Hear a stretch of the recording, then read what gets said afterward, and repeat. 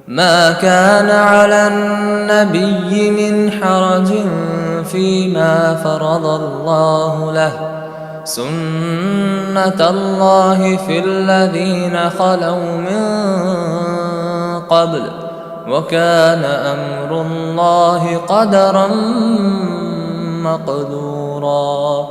الذين يبلغون رسالات الله ويخشونه ولا يخشون أحدا إلا الله، وكفى بالله حسيبا.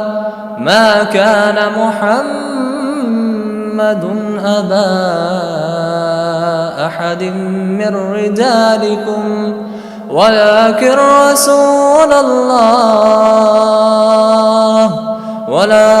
رسول الله وخاتم النبيين، وكان الله بكل شيء عليم.